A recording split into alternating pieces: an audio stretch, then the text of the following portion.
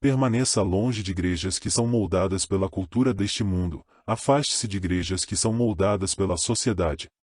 Há igrejas agora que são tão mundanas quanto o próprio mundo. Existem igrejas reais que estão aceitando e endossando o pecado simplesmente porque o mundo aceita e endossa o pecado. Existem igrejas reais que são lideradas e influenciadas pelo espírito do anticristo, igrejas onde, quando você olha para elas, não parecem diferentes de uma boate. Existem igrejas reais que são escravas deste mundo, igrejas que não estão apaixonadas pelo Senhor Jesus Cristo, mas sim apaixonadas pelo mundo. 1 João 2:15-17 diz: Não ame o mundo nem o que nele há.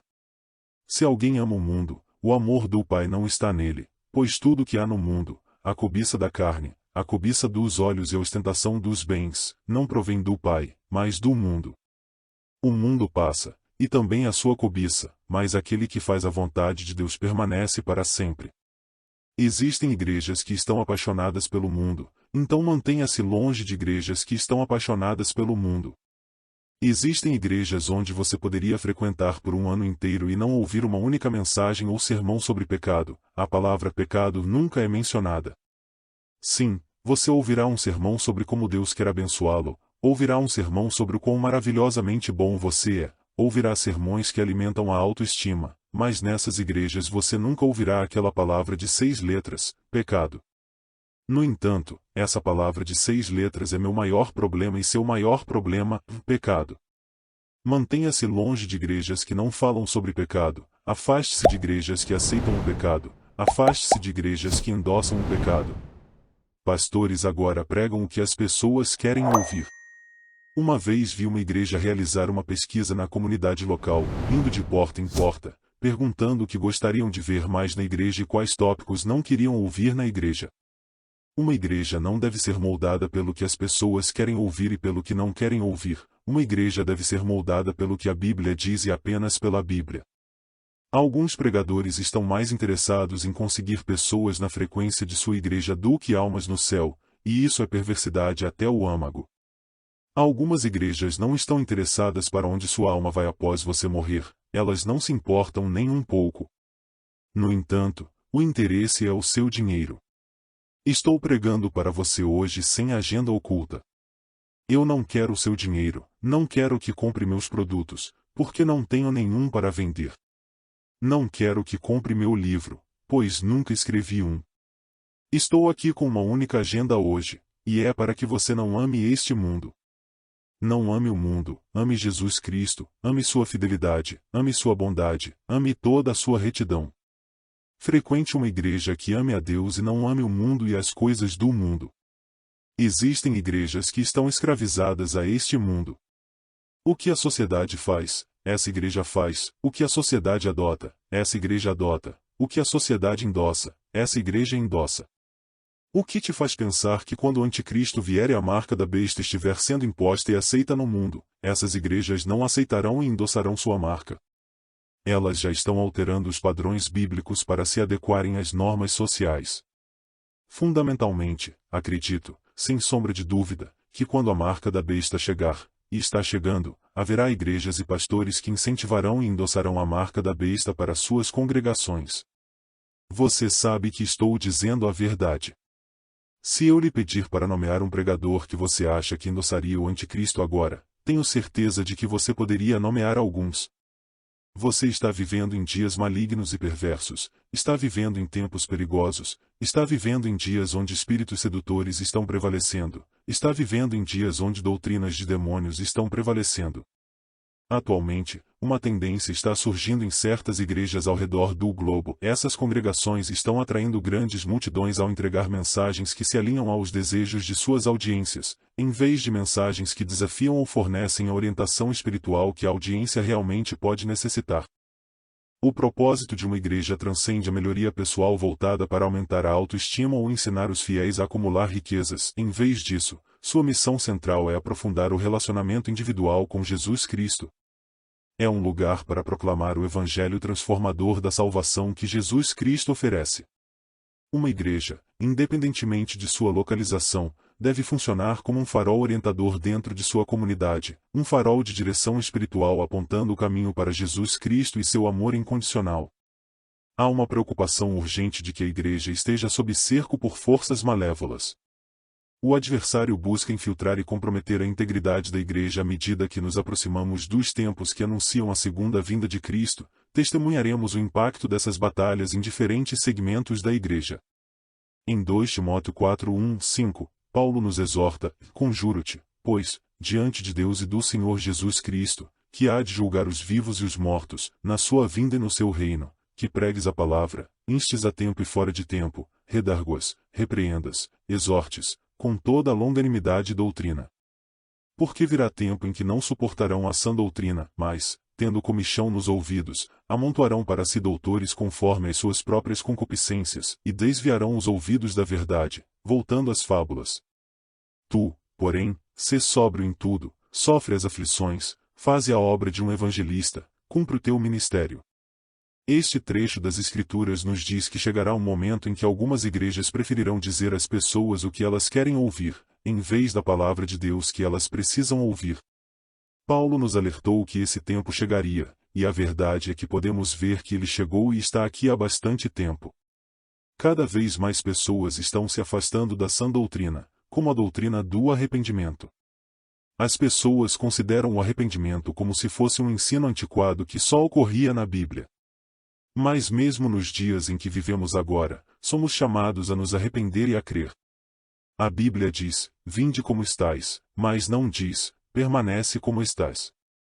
Apocalipse 22:17 diz: e o Espírito e a esposa dizem: e vem. E quem ouve, diga: vem.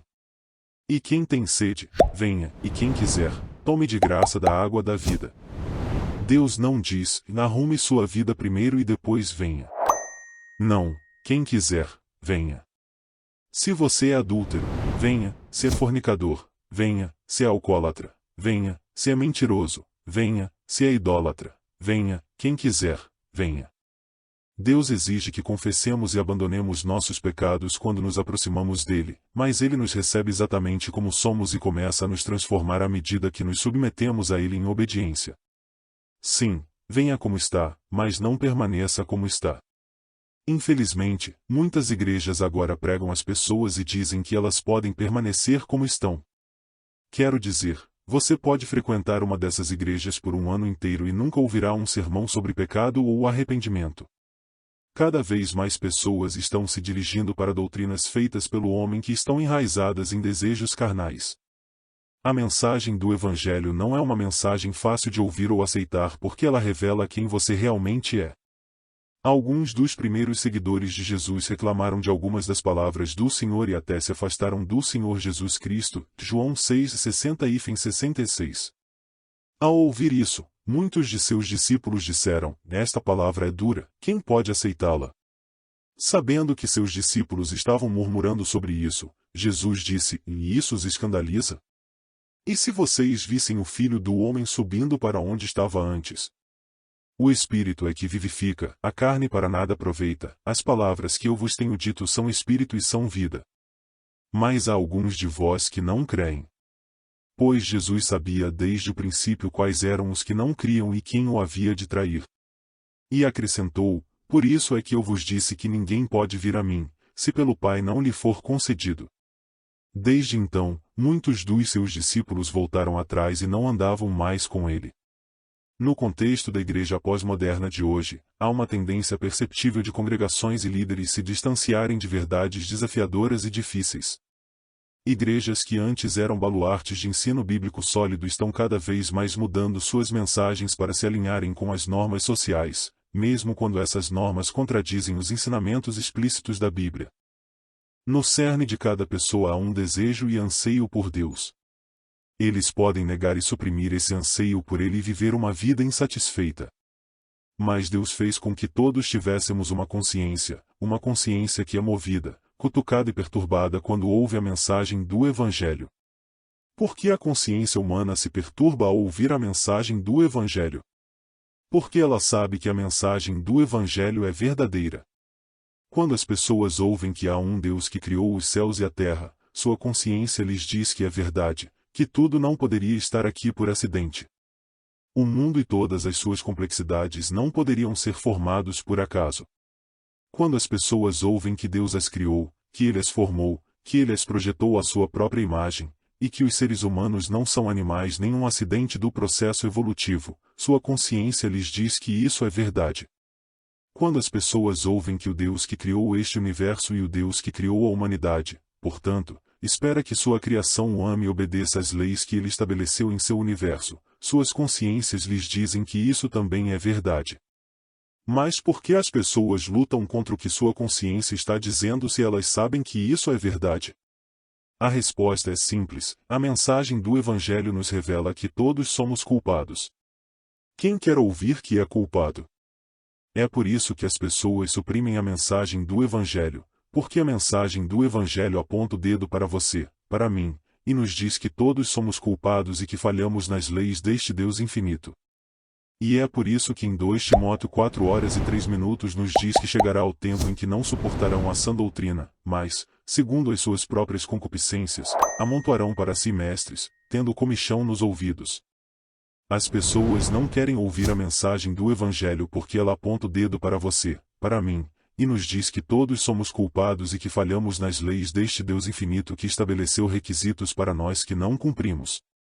E suas consciências lhes dizem que tudo isso é verdade e que Deus exige que amemos uns aos outros porque todos os humanos são feitos à imagem de Deus, portanto, são especiais aos olhos de Deus. Quando as pessoas ouvem que Deus exige que o amemos de todo o coração, de toda a alma e de todo o entendimento, e que a prova desse amor é vista em João 14:15: se me amardes, guardareis os meus mandamentos, mas as pessoas não gostam do que sua consciência está lhes dizendo porque sabem que não guardaram seus mandamentos, sabem que não guardaram suas leis e que são culpadas e ofenderam e desobedeceram a um Deus que é eterno e infinito. Portanto, elas são culpadas, mas suas consciências suprimem essa verdade porque, se a verdade for dita, quem quer saber que um Deus eterno está irado com eles? Quem quer saber que cada uma de suas ações, pensamentos e atos será examinada um dia? Quem quer saber que todos os seus pecados serão julgados e que o castigo para cada um deles é eterno?